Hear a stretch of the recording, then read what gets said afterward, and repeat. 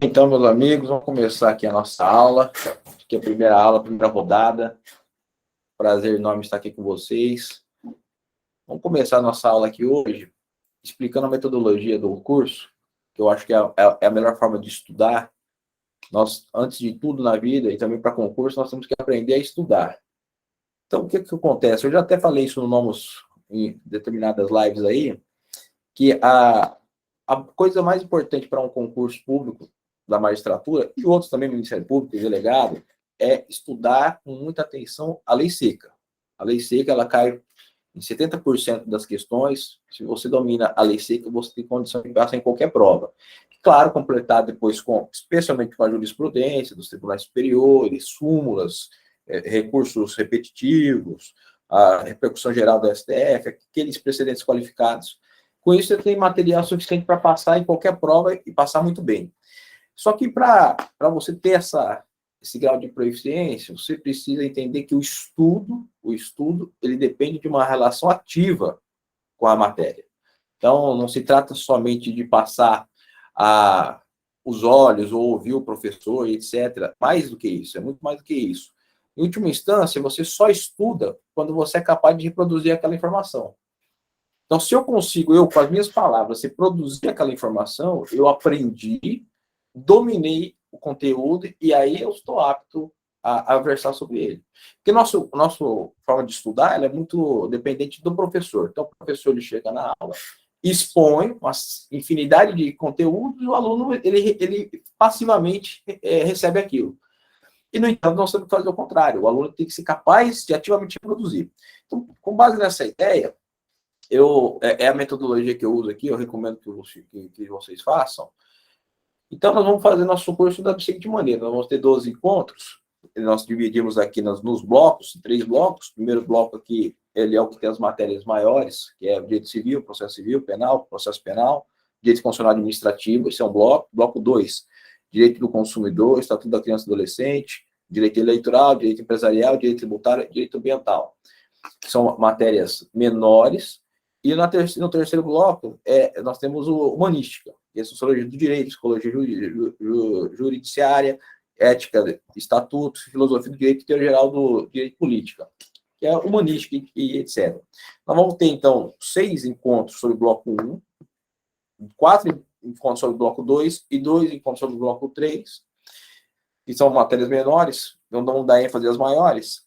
E aí, cada aula eu vou escolher um tema que é relevante, que com certeza vai estar na prova, que com certeza vai cair questão, e a gente vai fazer o estudo aqui dessa maneira, ativa, como eu falei, que nós vamos ter que fazer. Então, primeira coisa, hoje o nosso tema aqui, na nossa primeira rodada, é inadimplemento das obrigações. É um tema que é central, certamente vai estar na prova do TJSP, que não só uma, mas várias questões. E é uma questão que muita gente acaba confundindo, acaba tendo dificuldade, e nós vamos fazer de maneira que fique bem claro aqui. Então, o que acontece?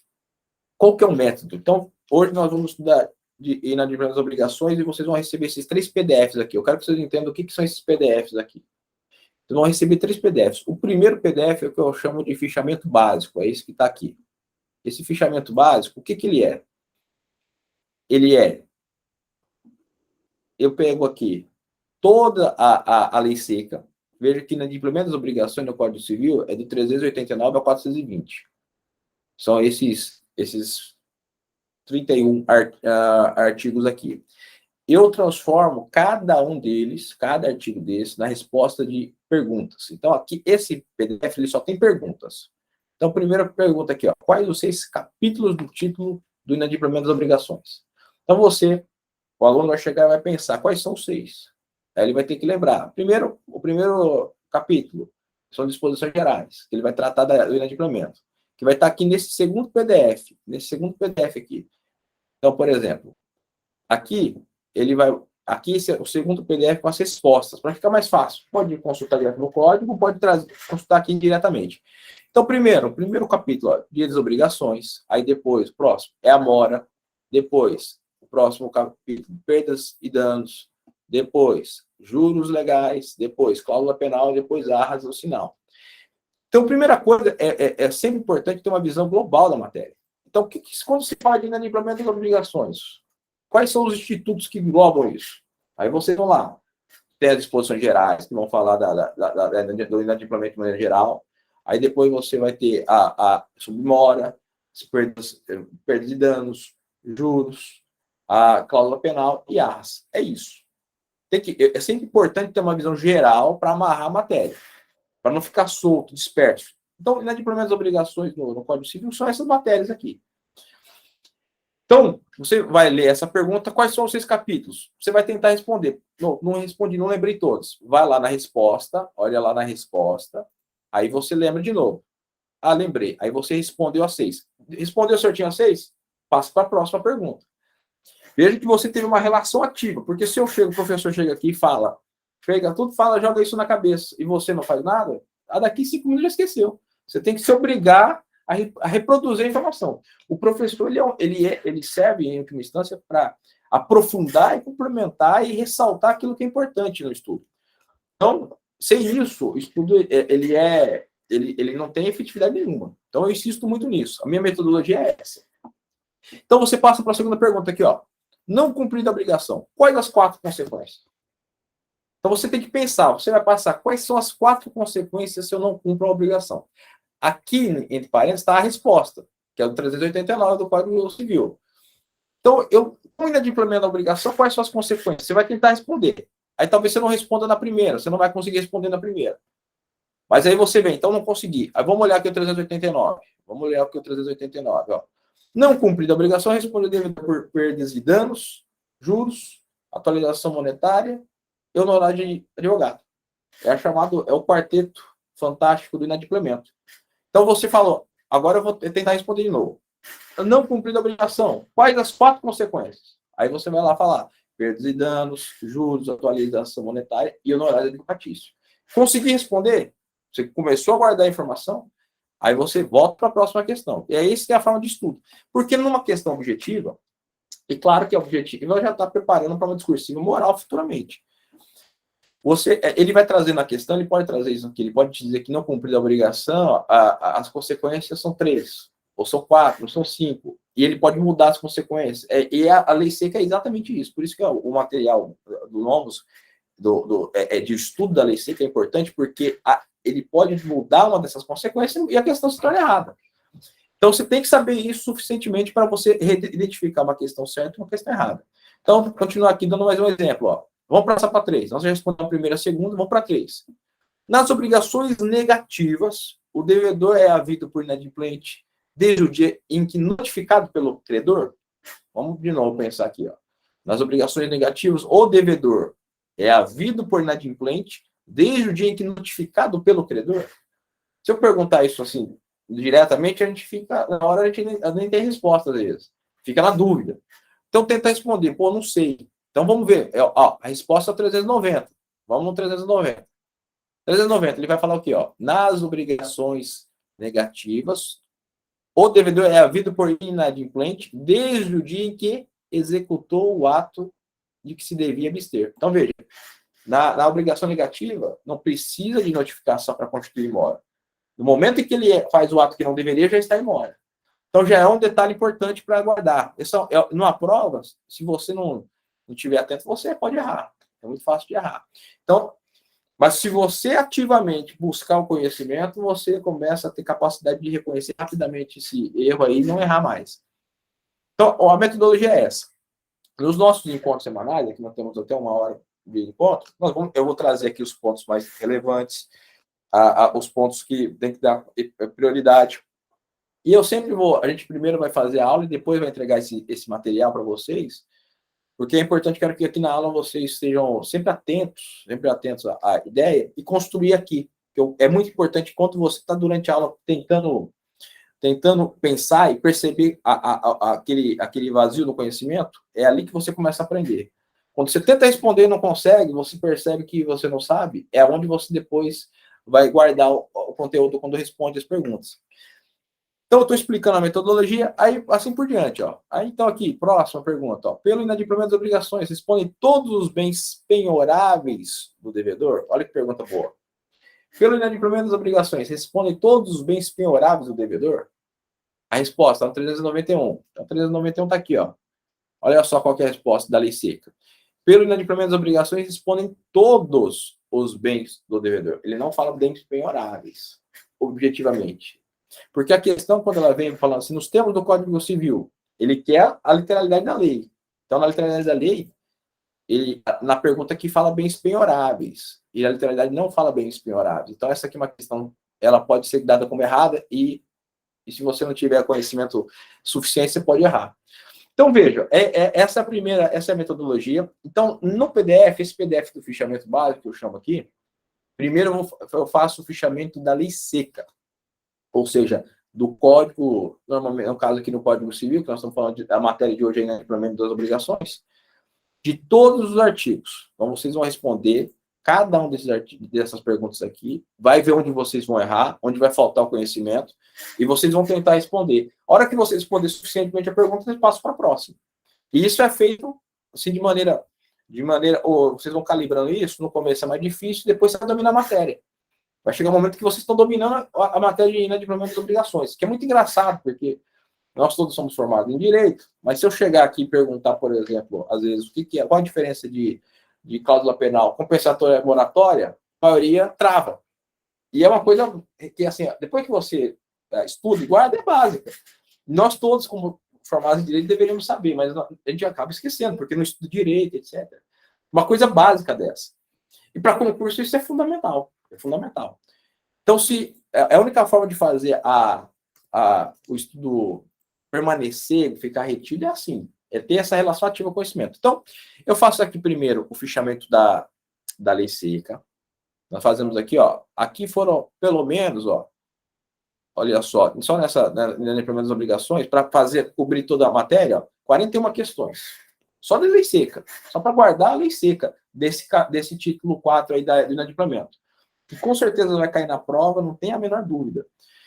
Depois da lei seca, nós passamos aqui, aí é outro ponto, a casos especiais de inadimplemento. Porque toda vez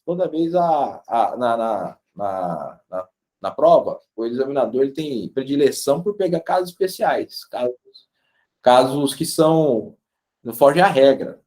Então, veja, aqui, no caso do nosso tema inadimplemento das obrigações, nós temos pelo menos aqui 6 hipóteses especiais de inadimplemento, que o concurseiro tem que saber.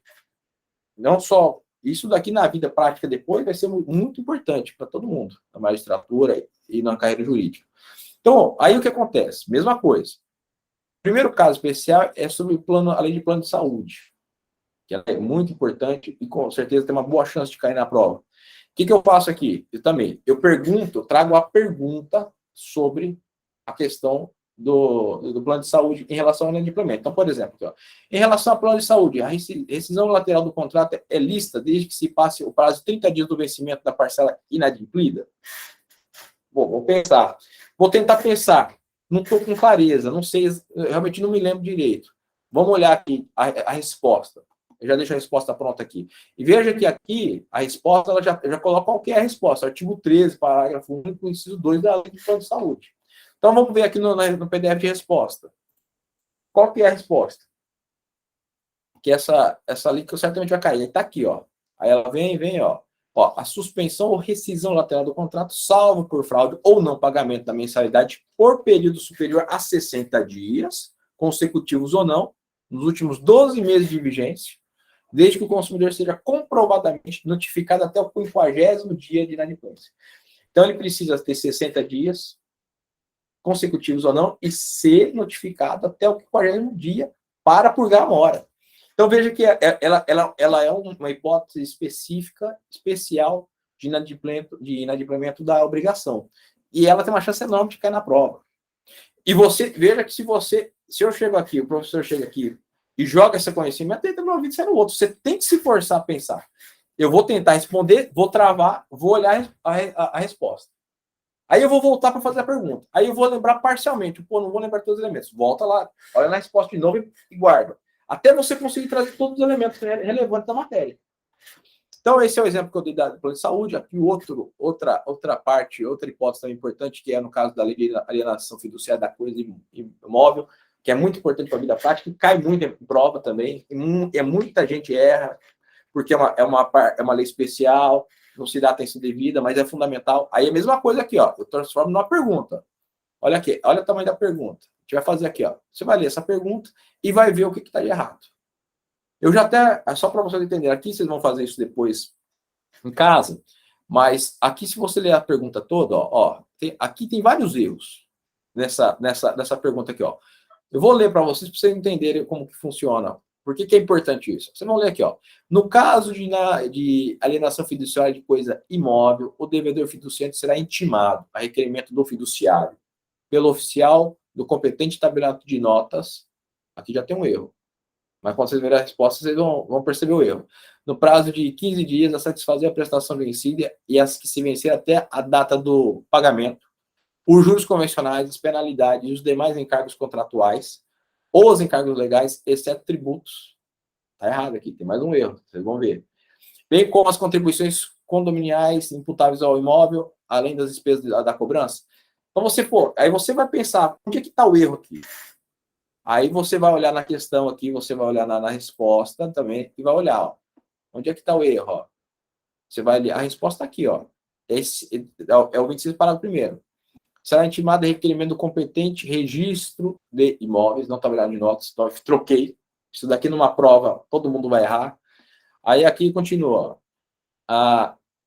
Ele tem que satisfazer, no prazo de 15 dias, a prestação vencida e as que se venceram no curso até a data do pagamento, os juros convencionais, as penas e os demais encargos contratuais, os encargos legais, inclusive tributos.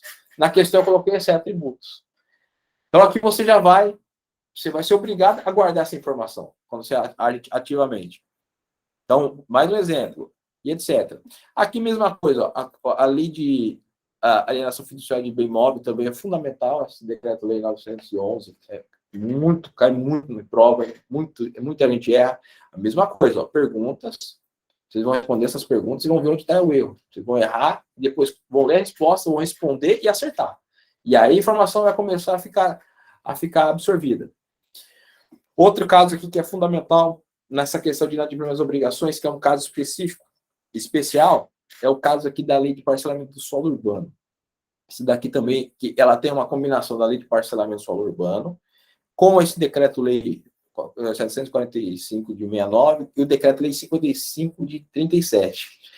Que aqui também é um caso, só para vocês terem uma ideia geral aqui, embora essa hipótese aqui seja de mora ex-ré, como nós vamos ver mais para frente o que é mora ex-ré, que é aquela que se dá a partir do próprio vencimento da obrigação, independentemente de interpelação, embora aqui seja a sua natureza originária mora ex-ré, ou seja, venceu a obrigação, tem 30 dias para pagar, não pagou em 30 dias, a mora tem que começar imediatamente, os efeitos da mora.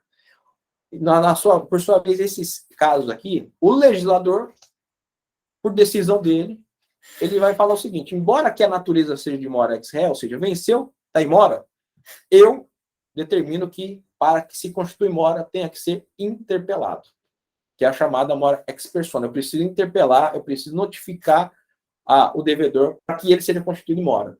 Eu interpelo, dou um prazo para que ele purgue a mora, nós vamos discutir também aqui o que é a purgação de mora, vai estar aqui no fichamento, e depois desse prazo, se ele não purgar a mora, aí ele pode ser considerado em mora, inadimplente, com os efeitos e as consequências da mora. Então, veja, isso aqui é importante porque a natureza da obrigação é de mora ex-ré, ou seja, venceu, está em mora. Mas o legislador, por escolha dele, nesses 6 casos, ele decide que ele precisa da interpelação. Esse caso aqui, por exemplo, do parcelamento do solo urbano, ele também vai precisar, que é a hipótese de compromisso de compra e venda de bem, de lote, de imóvel loteado rural, urbano e não loteado. Então, toda vez que tiver um compromisso de compra e venda, ou cessão de direitos desses compromissos, para constituir mora, a parte precisa ser interpelada pelo credor. Isso daqui é uma lei. Onde é que está essa determinação? Está nesse decreto-lei 55 de 1937, durante o regime Vargas. Isso aqui durante o Estado Novo. E está vigente até hoje. É vigente até hoje. Aqui também, esse decreto-lei de 69, durante o regime militar. Está vigente até hoje. Inclusive, esse decreto-lei aqui ele foi alterado em 2015. esse decreto-lei aqui, ele é um artigo só, um decreto-lei de um artigo só que foi alterado em 2015. Então, ele tá vigendo plenamente, que ele vai determinar expressamente a necessidade. Aí, você vê, isso aqui dificilmente alguém estuda isso aqui, nem lembra disso aqui. Mas aqui vocês vão lembrar, porque vocês vão ser obrigados aqui a responder essa questão aqui, ó. Então, vai lá, ó, nos contratos de compromisso de compra e venda, sem cláusula de arrependimento, desde que tenham sido registrados junto ao cartório de registro de imóveis competente, ou inadimplemento do promissário comprador após 30 dias do vencimento da parcela inadimplida, no caso de constar cláusula resolutiva expressa, opera-se de plano de direito à resolução contratual, a resposta nesse artigo 1º aqui, ó, do decreto-lei. Você viu aqui, ó, a informação, olha a quantidade de informação. Você vai ler isso aqui e vai tentar. Porque isso aqui vem como uma questão objetiva numa prova. Pá, é a letra A. Pá, você tem que saber se está certo ou errado. Vai marcar ou não vai marcar? Vocês aqui vão tentar responder. Será que isso aqui está certo? O que está certo? Você vai ter dificuldade. Aí você vai lá ver a resposta. Vamos ver a resposta aqui, só para vocês entenderem. Aqui, ele vai falar o seguinte. Olha aqui. Ó. Esse daqui é o artigo 1º, ó. Artigo 1º do Decreto-Lei 745/69. Ele fala o seguinte, ó, nos contratos que se refere ao artigo 22 do Decreto-Lei 55/37, ainda que não tenha sido registrado junto ao cartório de registro de imóveis, isso é importante, vai estar no fechamento de vocês também, porque tem uma súmula do STJ que trata exatamente disso, reforçando esse entendimento. Na verdade, esse entendimento é de 2015, ó. Ele está acolhendo o entendimento da súmula do STJ, que nós vamos ver aqui nas súmulas. Então, ele fala, ainda que não tenha sido registrado junto ao cartório de registro de imóveis, o inadimplemento absoluto do promissário comprador, lá no compromisso de compra e venda, só se caracteriza ser interpelado por via judicial por intermédio do cartório de registro de títulos e documentos. Deixar de purgar a mora no prazo de 15 dias contados do recebimento da interpelação. Ou seja, você faz o compromisso de compra e venda, você tem 30 dias para pagar a parcela, o comprador, você é o vendedor, o comprador não paga os 30 dias. Ele está em mora? Para o legislador, ainda não. Embora já tenha o prazo certo definido, a natureza disso daqui é uma mora ex ré, ou seja, venceu o prazo, está em mora imediatamente. O legislador, por causa desse decreto, ele fala, no caso de compromisso de compra e venda, eu entendo que para constituir mora, precisa-se da interpelação. Ele escolhe isso, vocês têm que saber. Porque se vem numa questão e falando, não, que no compromisso de compra e venda, o vencimento da prestação torna-se e mora imediatamente o compromissário. Se você não tiver estudado, não tiver guardado isso, você marca que sim, porque ela é uma mora a partir do vencimento. Não é. Então, isso aqui é um caso especial da legislação. Muito importante isso daqui. Se cair isso daqui, é uma questão que a maioria vai errar. A imensa maioria vai errar. E aqui no parágrafo único é muito importante também um detalhezinho que o legislador trouxe também em 2015, só para vocês terem ideia, está no fechamento de vocês também, que é a pergunta, inclusive, que eu fiz aqui. Ele pergunta assim, ó, olha como estava a pergunta aqui, ó. Ele fala o seguinte, ó, o inadimplemento do promissário comprador após 30 dias do vencimento da parcela inadimplida, no caso de constar cláusula resolutiva expressa, opera-se de pleno direito à resolução contratual? Olha que pergunta boa. Então ele está perguntando assim, vamos traduzir isso daqui. Então, se tiver no contrato de compromisso de compra e venda uma cláusula resolutiva expressa, e nós vamos depois discutir o que é essa cláusula resolutiva expressa, qual que é a diferença da cláusula resolutiva expressa e a cláusula resolutiva tácita nos contratos. Mas digamos que tem a cláusula resolutiva expressa, que, assim, em síntese, só para vocês entenderem, ela se refere àquela hipótese em que, uma vez ocorrido o fato, o credor pode considerar imediatamente extinta a obrigação. Não precisa da interpelação judicial. Quando não tem a cláusula resolutiva expressa, chama-se de cláusula resolutiva tácita, todo contrato tem essa cláusula resolutiva tácita, é uma cláusula ex lege, para que a relação seja extinta, quando não tem nenhuma previsão expressa, que é a chamada, essa cláusula resolutiva tácita, ou seja, ela tácita. Para que haja a extinção da obrigação, é preciso que o Poder Judiciário constitua a resolução. Se, por sua vez, ao invés das partes não terem disciplinado, elas disciplinam a resolução por uma cláusula resolutiva expressa, ela diz, nessa hipótese, imediatamente o contrato estará extinto, o credor não precisa do judiciário para extinguir a obrigação. Então, se dá imediatamente. Então, é isso. essa cláusula resolutiva expressa aqui vai dizendo. Então, ele pergunta aqui, ó, no caso de constar a cláusula resolutiva expressa, operando-se de plano de direito da cláusula resolutiva contratual, ele quer dizer o seguinte, essa é a pergunta. Qual que é a resposta? A resposta é o seguinte, essa reforma, no contrato de compromisso de compra e venda de bens, aqui de bens, de imóveis loteados, urbanos, rurais e não loteados, são as três hipóteses, ele vai disciplinar no seguinte sentido, ó, nos contratos nos quais conste cláusula resolutiva expressa, a resolução por inadimplemento do promissário comprador se operará de plano de direito, desde que decorrido o prazo previsto da interpelação. Então, ele diz o seguinte, que é do caput ali. Olha só, quando você tem a cláusula resolutiva expressa, normalmente, e a matéria, a natureza da obrigação é de mora ex ré, ou seja, é aquela que se dá, os efeitos da mora se dá a partir do vencimento. Quando você tem essas duas hipóteses, a partir do vencimento, com a cláusula resolutiva expressa, a relação ela está extinta. Não depende do judiciário fazer a declaração, a constituição da resolução. Agora, imagine, nesse caso, olha como é um caso específico importante.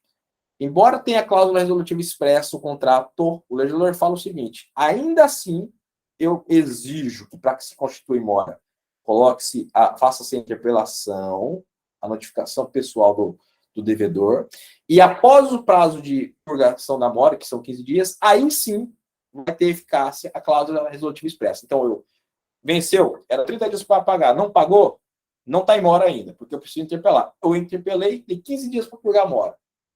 Não purgou a mora, aí, depois desses 15 dias, imediatamente a cláusula resolutiva expressa tem eficácia e a resolução e o contrato está resolvido, independentemente da pronunciamento judiciário. Veja que ele é um caso também específico de inadimplemento, porque ele mistura a cláusula resolutiva expressa com a mora ex persona, aquela mora que só se constitui com a interpelação pessoal do devedor. É um caso maravilhoso para a questão, que se o examinador ele misturar esses fatos, na hora da prova, a maioria vai errar. E aqui você vai se obrigar a responder e guardar essas informações, a reter essas informações.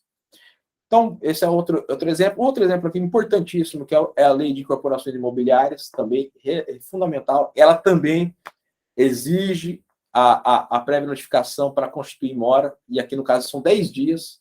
Também, ó, eu faço, ó, aqui estou no material de resposta, mas aqui na pergunta, aqui eu faço a pergunta, ó. Nos contratos regidos pela lei de incorporações imobiliárias, é lícito estipular no contrato que a falta de pagamento por parte do adquirente de duas prestações da construção, vocês vão ver que aqui já está errado, depois de prévia notificação com prazo de 15 dias, já está errado de novo, vocês vão ver o que é o erro, para a purgação da mora, implique na resolução do contrato. Você vai falar aqui, pô, você vai ficar na dúvida. Aí você olha a questão aqui, só para você ver que eu estou querendo mostrar para vocês. Vamos lá.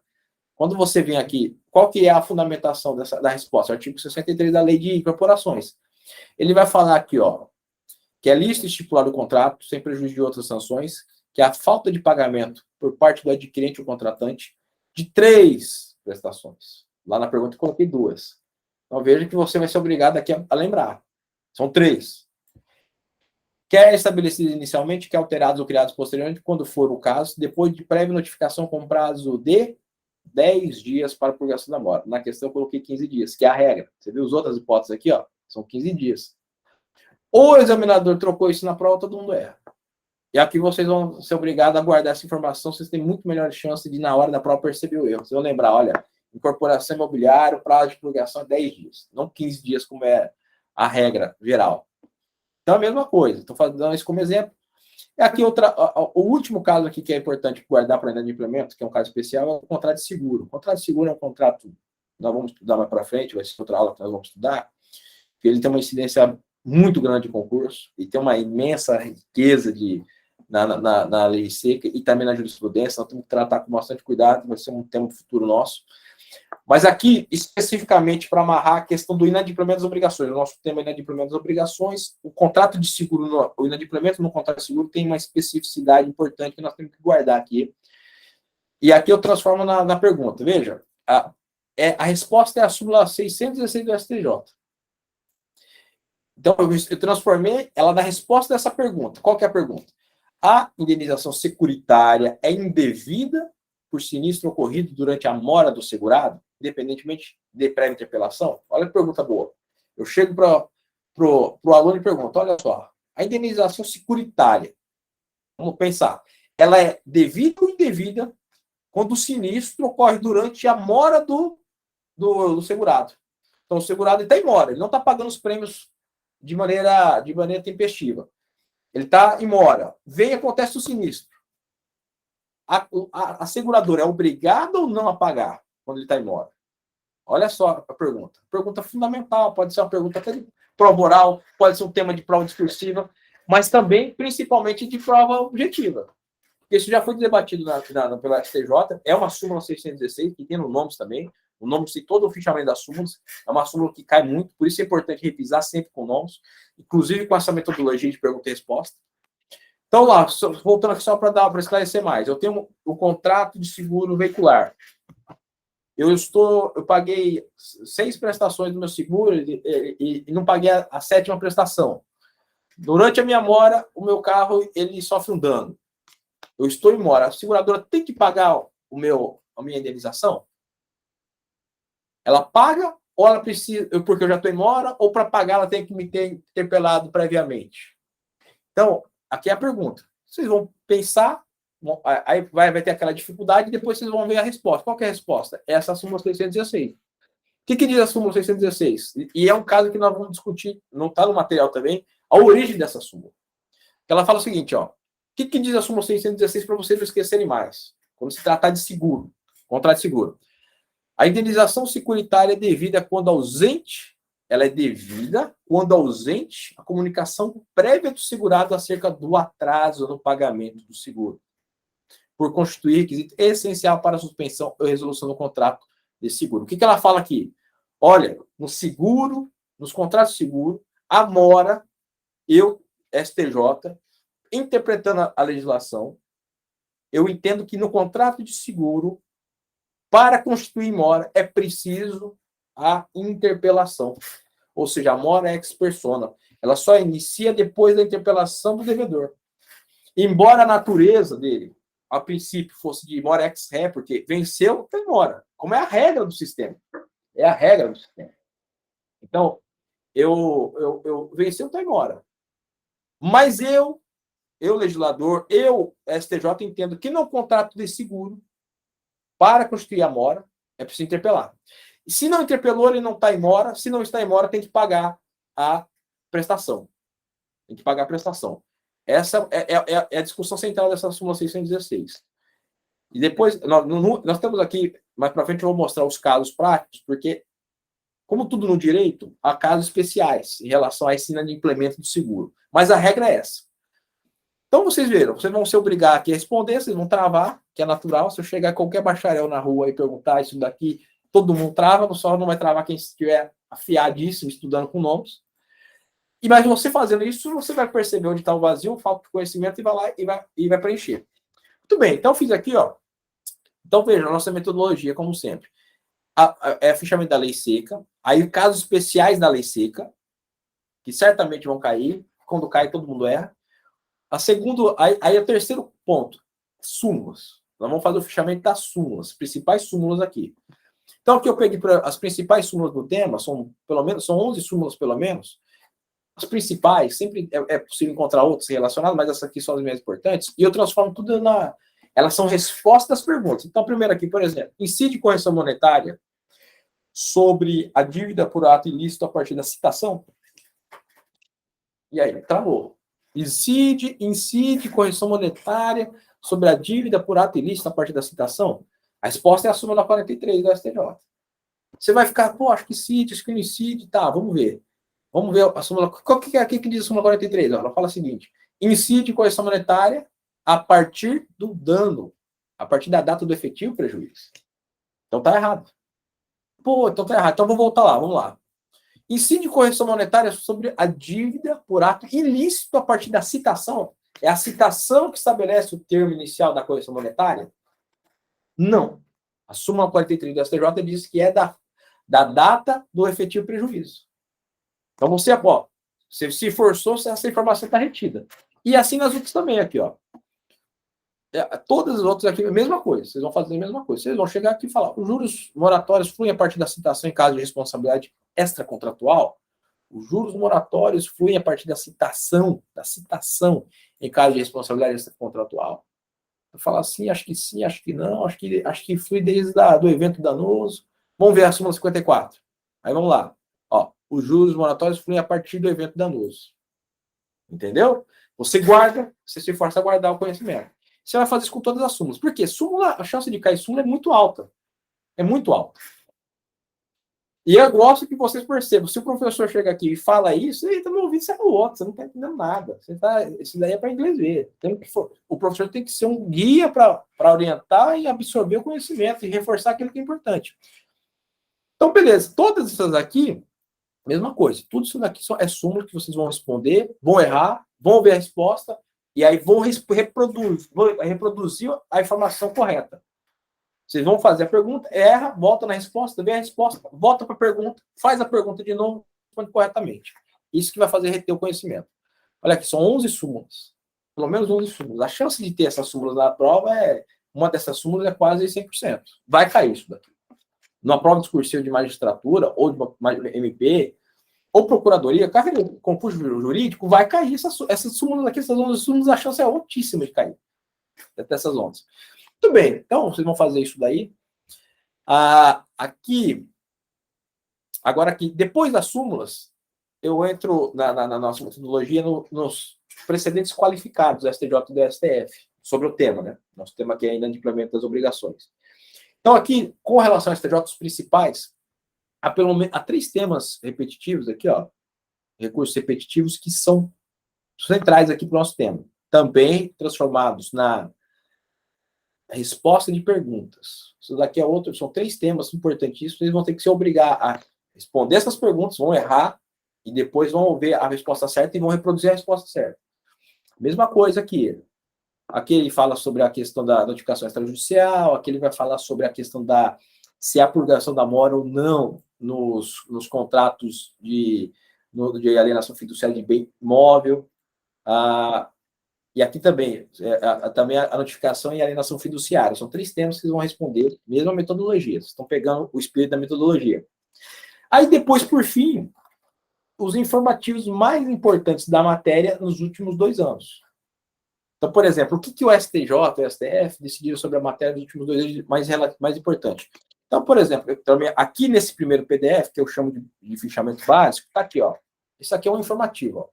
732 e 722, eles trataram desse tema aqui. Isso aqui é uma questão que, se cair numa prova objetiva, a imensa maioria vai errar. O aluno não vai acertar e vai passar bem na primeira fase. Só para vocês entenderem aqui, ó, vou ler essa pergunta aqui, ó. O termo inicial dos juros de mora, que juros, como nós vimos lá atrás, ele é o tema relativo ao inadimplemento das obrigações. A mora, perdas e danos, juros, a cláusula penal, arras, são os 5 elementos do inadimplemento das obrigações. Então, vamos lá. Juro de mora. Termo inicial dos juros de mora, incidentes sobre a diferença entre os valores do aluguel estabelecido no contrato e aquele fixado na ação renovatória. Será contada a partir de cada vencimento de cada prestação? Traduzir a pergunta. Vocês vão ler isso aqui e vão travar, é normal. A questão aqui, só para vocês entenderem assim por cima. O STJ decidiu a questão da ação renovatória. Vocês lembram que a ação renovatória, aquela que está na lei de locações, no caso de locação não residencial, tem que ser proposta pelo menos há 6 meses antes do fim do contrato não residencial, que tem fins comerciais, para obrigar o locador a aceitar a continuidade da relação de locatícia com o locatário que exerce uma atividade empresarial, etc. Então, quando vem a ação renovatória, eles vão discutir, ele vai forçar a manutenção por um prazo ainda maior da relação e vão discutir os aluguéis. Esse aluguel dessa primeira fase aqui está muito baixo, está muito alto? É isso que se discute na ação renovatória também. Aí o STJ discutiu. Quando o juiz fixa na ação renovatória o valor devido pelo aluguel, este valor devido, quando é que começa a correr juros moratórios dele? Ele vai correr, porque durante da propositura da ação até a resolução da sentença, passa-se um tempo. Então, por vários meses, ele vai estar pagando o aluguel arbitrado, ou então o aluguel da relação anterior, mas lá na frente o juiz vai falar, na verdade, nesse período que você estava aqui na ação, meu camarada, você devia ter pagado não 10, mas 12. Essa diferença de 2, de 10 para 12 de aluguel, ela vai ter juros de mora que se inicia quando? Do vencimento mês a mês ou da sentença. Olha que discussão boa. Que discussão maravilhosa. Vocês vão ver, essa que é a pergunta aqui. Está perguntando se o termo inicial do juros de mora se dá a partir do vencimento de cada prestação. Essa é a pergunta. Foi isso que o STJ entendeu? Vocês vão ver, aí vocês vão ver a resposta aqui no PDF de resposta. Aí aqui, ó, tem até o caso prático. Caso prático. Era uma discussão do TJ-DFT. O TJ, só para vocês entenderem, aqui vocês vão ler o caso prático, e aqui vai estar assim, a resposta em tópicos, para vocês entenderem a matéria. Veja que isso daqui é um caso de aplicação da lei seca. Vai ser uma discussão da lei seca. Só para vocês entenderem assim, de maneira geral, o problema aqui, o TJ do DFT ele entendeu que, nesse caso, quando o juiz lá na sentença, lá na frente, ele fixa um valor devido, e a parte aqui, o locatário pagava menos, é preciso que os juros de mora, eles se iniciem desde o vencimento de cada uma das parcelas. Foi esse o entendimento do TJ-DFT. O STJ reformou esse entendimento. Ele disse o seguinte, não dá para fazer isso, por quê? Porque o locatário, ele não está em mora. Por que ele não está em mora? Porque a obrigação ainda não é líquida. Ela só se tornou líquida quando o juiz deu a sentença. Como é que eu vou cobrar juros de mora, como o TJ-DFT falou mês a mês, se a obrigação não é líquida? Se a obrigação não é líquida, não existe mora. Porque aí que tá, olha só a aplicação, a pura e simples aplicação do Código Civil, a lei seca. Você vê como a lei seca ela é importante até para entender a jurisprudência, a relação da jurisprudência com a lei seca. Assim, muitas vezes, diria até que na maioria, você resolve o caso jurisprudencial com a lei seca, com o entendimento da lei seca. Então você veja aqui, por exemplo, que o artigo 397, ele fala o seguinte, ó, inadimplemento da obrigação positiva e líquida, no seu termo, constitui de pleno direito, em mora o devedor. Então, o STJ falou, olha, nessa renovatória, só vai se tornar líquida a obrigação com a sentença. Portanto, não se pode trazer juros de mora, porque ele não está em mora, para os meses anteriores. É só a partir da sentença. Então, veja, é uma questão maravilhosa isso daqui. Se você entendeu a lei seca, você já tem base para responder à jurisprudência. Se vier uma pergunta dessa numa prova objetiva, isso daqui é perfeitamente possível, ele faz isso aqui uma afirmação. Se você não conhecer, não se exercitou, não forçou pensar, você erra facilmente. Então, esse é um exemplo, estou dando um exemplo aqui. E aqui o que acontece? Aqui tem outros exemplos aqui também que são importantes. Aqui estão esses informativos dos últimos 2 anos. Eu sempre pego informativos dos últimos 2 anos, que é o que tem maior probabilidade de cair. E aqui está a mesma coisa. Ó. Aqui é uma pergunta sobre a plano de saúde. É lista a rescisão do plano de saúde pela operadora com fundamento na inadimplência. Se, quanto da notificação exigida pela lei de plano de saúde, o consumidor não mais se encontra inadimplente, tendo adimplido todas as parcelas devidas com correção monetária e juros de mora, essa também é o caso que o STJ julgou também aqui, do TJMS, do Mato Grosso do Sul, e, de fato, a seguradora ela tinha rescindido unilateralmente o contrato por causa da inadimplência de mais de 60 dias. E lá na resposta vocês vão entender por que o STJ reformou, porque houve venire contrafacto próprio da seguradora, da Unimed Dourados, que ela aceitou receber diversas vezes em atraso, e depois, durante a pandemia, curiosamente, resolveu ser inflexível, e etc. Que também é uma questão importante para inadimplemento, que a gente vai tratar aqui no outro PDF.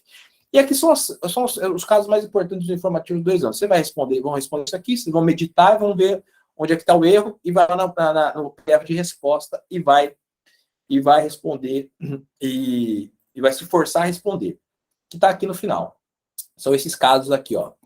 Esses últimos casos. Todas as aulas vão fazer isso, ó. Caso 3, mesma coisa. Aí aqui está uma resposta em tópico, para vocês guardarem, aplicarem o conhecimento da lei seca. Vocês vão ver que a lei seca ela responde muito à jurisprudência. Muito bem. Então, eu expliquei aqui a metodologia. Aí, além desses 2 PDF, tem um outro PDF que eu chamo de fichamento 360, que vocês vão entender o que é. Esse fichamento 360, aqui tem o roteiro do estudo que eu recomendo para vocês, que é o seguinte, ó. É a apresentação do que eu estou fazendo aqui. Da pergunta e resposta, estudo da lei seca, súmula, recurso repetitivo e recurso geral, informativo. Essa é a ordem. Inclusive, a ordem de estudo correta é essa. É sempre essa. Você vem da lei seca, súmula, precedentes qualificados, informativos. Outro detalhe, eu sempre acho importante vocês terem uma visão global do tema. Se nosso tema não é inadimplemento das obrigações, o que é inadimplemento das obrigações? Inadimplemento das obrigações é isso aqui, ó. É o tema 4 do Código Civil, que está dividido em 6 capítulos. Que isso já representa o campo de discussão da matéria, para vocês saberem. Quando falar, novamente, na vida de vocês, na vida, no concurso, numa prova, e etc., o que é inadimplemento das obrigações? Vocês já vão lembrar. O que gira em torno disso? É a mora, perdas e danos, juros, causa penal, arras. 5 institutos. Não fica solto. O que é inadimplemento? Você já sabe, são 5 institutos, é isso aqui. Então, eu gosto de ter essa visão global da matéria, do tema, porque isso ajuda a guardar e sistematizar o conhecimento. Aí, aqui, o que eu chamei de esse fichamento 360? Esse fichamento 360, ele não é propriamente o fichamento só da... Aí que tá. Não é só da jurisprudência e da lei seca. Ele é uma mistura de tudo. Da lei seca, da jurisprudência e da doutrina. Então, por exemplo, aqui, ó, só para vocês entenderem o que eu dizer, que ele é um complementar que engloba tudo. Também como pergunta e resposta. Se eu chego aqui e pergunto assim, ó, chego para o cidadão e pergunto assim, ó, para qualquer um na rua, para um concurseiro na rua, eu pergunto, meu camarada, quais são as espécies de inadimplemento das obrigações? Se eu perguntar isso para alguém, qualquer um trava. Vai travar, pô, realmente, o que é? E é uma coisa básica, porque a gente não devemos sair da faculdade sabendo isso na ponta da língua. Nós estudamos e tal, mas porque nós não nos esforçamos para guardar o conhecimento, esquece. Tanto para concurso, para a vida prática, mas principalmente para concurso. E é uma resposta simples. É simples. Vamos lá. É o quê? É o inadimplemento absoluto, o inadimplemento relativo, que é a mora, e a violação positiva do contrato. São 3 coisas. Olha só. Que é o cumprimento chamado cumprimento perfeito. Nós vamos discutir o que é isso aqui. Então eu pergunto, quais são as 3 espécies de inadimplemento das obrigações? Trava, mas agora você vai responder. É a mora, o inadimplemento absoluto, a mora é o inadimplemento relativo, o inadimplemento absoluto e a violação positiva do contrato. Simples. Uma coisa simples, né? Que ele pode trazer, por exemplo, uma questão objetiva, ele pode falar assim, ó, as espécies de inadimplemento da obrigação são mora e inadimplemento absoluto. Segunda doutrina, ele pode colocar segunda doutrina da jurisprudência. Já está errado, porque hoje é muito sedimentado na jurisprudência do STJ e STF, que a violação positiva do contrato também é inadimplemento. Nós vamos ver o que é isso. Que é o problema, que em última instância é a aplicação do princípio da boa-fé objetiva, lá do artigo 422 do Código Civil, que se espraia por todo o regime jurídico. Mas ele hoje também é inadimplemento. Isso é muito importante, que nós vamos ver aqui. E aqui eu fiz esse fichamento de todas as matérias, né? Então, a diferença entre inadimplemento absoluto e relativo, a mora é relativa, o absoluto é quando não é possível mais, não é mais útil ao credor a prestação, mas tudo isso aqui vai estar aqui nesse fichamento. Então, dando um exemplo aqui, ó. Vou fazer outra pergunta para vocês entenderem. Chego aqui para o concurseiro. Qual a consequência do caso fortuito e força maior? Quem deve fazer a prova? Então, eu pergunto assim, ó, na matéria de extinção das obrigações, qual a consequência do caso fortuito e da força maior? Mesma coisa. Tenta se responder assim, bate-pronto. Você fica travado. Então, vamos pensar, para vocês não esquecerem nunca mais. Aí aqui está a resposta. Ó. Aqui no PDF, ele vai dizer o seguinte, ó, caracterizada a violação do dever contratual, incube ao devedor o ônus de demonstrar que o fato causador do dano não lhe pode ser imputado. Então, ele fala o seguinte, primeira coisa, quem deve fazer a prova é o devedor. Aquele que incorre no descumprimento, ele passa a ter o ônus de provar que ele não está em mora. Não está em mora por quê? Porque o que aconteceu, se aconteceu em razão de caso fortuito e força maior. Ele tem que provar. E o caso fortuito e força maior, ele exclui a mora. Quando vocês lerem lá a lei seca, ela fizeram o fechamento, vocês vão ver que exclui, porque a mora, ela só se dá quando foi imputável ao devedor. Então, veja que curioso, não basta não cumprir no dia, não cumprir no termo. Normalmente a gente pensa, Tem que pagar no dia 10. Não pagou, está embora. Mas tem um elemento, tem mais um elemento, que é a culpa. Tem que ser imputável o fato. Se ele não paga por um fato, o caso fortuito ou força maior, não há mora. Então, por exemplo, eu tenho que pagar 100 mil reais para fulano de tal. Mas naquele dia todos os bancos estão com problema nos caixas eletrônicos, estão com problema no sistema, não tem como pagar. Eu estou em mora? Não estou. Porque não pode ser imputado a mim. Então, além da questão do tempo, eu preciso da questão também da imputabilidade da culpa para o evento. E o caso fortuito e a força maior exclui a culpa e, portanto, exclui a mora. Então, e assim, são várias questões desse tipo. Aqui, ó, vocês vão discutir. É possível, tá? Por exemplo, a questão, olha que questão boa aqui, ó.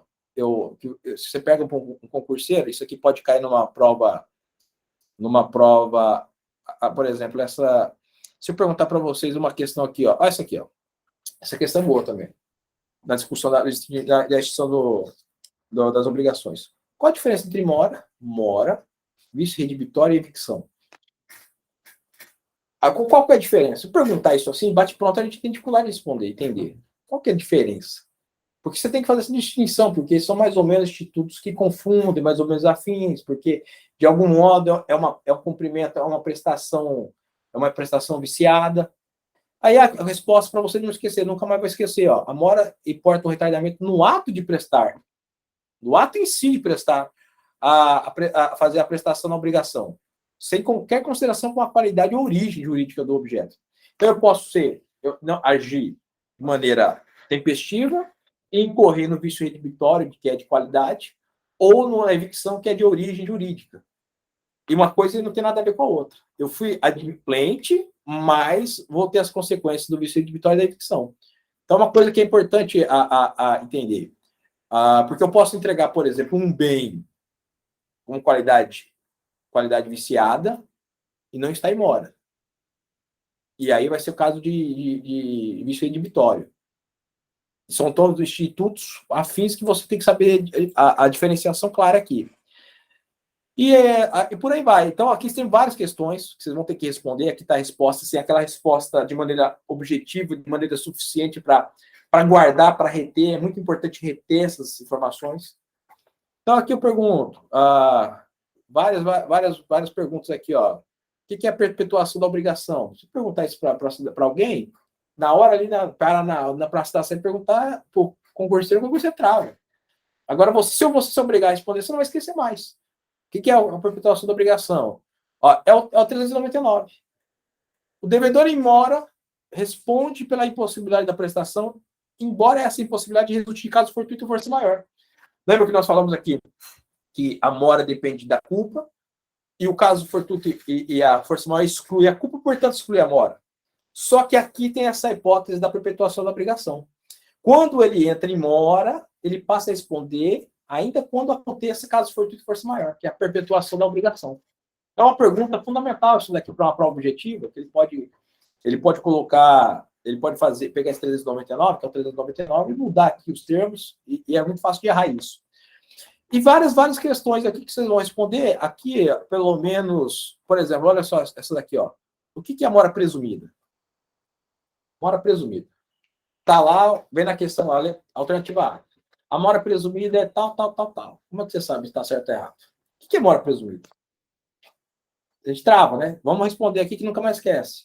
Ó, trata-se da hipótese de obrigações provenientes de atos ilícitos, que é a responsabilidade aquiliana, extracontratual. Por quê? Porque se presume mora desde o ato ilícito.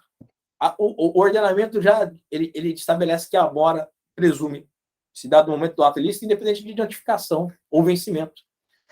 Porque o ato ilícito não tem vencimento. Eu bati no carro do fulano de tal, estava dirigindo, bati no carro do fulano de tal, qual que é o vencimento da prestação? Não tem. O fulano de tal que teve o dano vai ter que me interpelar, ó, você bateu no meu carro aqui, você tem 10 dias para pagar. O ordenamento fala não. No caso do ato ilícito, a mora é presumida da data do fato. Então vocês não esquecem mais. Mora presumida. Que é o que está no artigo 398. Vocês vão fazer. Veja que quando vocês chegarem aqui, vocês já fizeram o fichamento lá atrás da lei seca. Já vão guardar esse conceito. E aqui, e assim por diante, ó. Vários aqui, ó. que é memória simultânea? É possível memória simultânea do ordenamento? Qual que é o efeito da memória simultânea? Olha que pergunta boa também. O cara pode trazer uma questão objetiva lá, a letra D. A memória simultânea, tal. O que é memória simultânea? É possível a memória simultânea? Qual que é o efeito da memória simultânea? Tá aqui, vai estar a resposta também. Se você pode cobrar os efeitos se anulam, se na verdade você pode cobrar das duas partes, as consequências da memória, tá aqui a resposta. Vocês vão responder e vão guardar isso. E assim por diante, ó. Aqui vai estar as definições mais importantes e tal, é o que eu chamo de fichamento 360, que é aqui são 46 questões que vocês vão responder. Se vocês fizerem todas essas respostas, vocês vão dominar o tema extinção das obrigações, vão estar aptos a acertar toda e qualquer questão que venha disso daí na prova, que virá. Não tenha dúvida, pode ter certeza que vai cair arras, vai cair cláusula penal, vai cair juros, vai cair o que é o conceito de mora e etc. Então, a lógica é essa, tá? Então, eu vou receber esse material, vocês vão fazer isso daqui, e toda semana vamos nos reunir para discutir esses pontos principais aqui. Tem alguns dados aqui, hoje eu fiz mais a apresentação da metodologia, tem vários pontos aqui que eu gostaria de discutir com vocês, por exemplo, a questão das perdas e danos, é um tema que é fundamental. Qual é a teoria que o Código Civil adota para as perdas e danos? Isso aqui é um tema fundamental que não vai ser possível discutir hoje, mas até tem uma pergunta aqui, ó. Coloquei como pergunta, se em relação às perdas e danos, qual a teoria adotou o legislador? Isso é fundamental porque isso é uma questão que ela tem uma relação com a lei seca, mas ela é muito vinculada também à doutrina e à jurisprudência. E é muito importante pode cair numa prova, é muito fácil cair numa prova e vocês vão ter a resposta para vocês acertarem. Perfeito? Então, essa metodologia é a melhor forma, porque a única forma é você reproduzir a matéria. O professor tem que ajudar nesse sentido. Então acho que é isso. Nós já tivemos aqui 1 hora, já expus aqui, os colegas que depois vão ver essa gravação aqui, eles vão poder entender a lógica do método aí, aplicar. Futuramente, eu quero fazer um curso geral, total, completo, regular, com esse método, para todas as carreiras jurídicas, todas as matérias. Semanalmente nós vamos nos encontrar e vamos discutir isso daí. Eu acho que é a melhor maneira de estudar, mais eficiente para reter o conteúdo.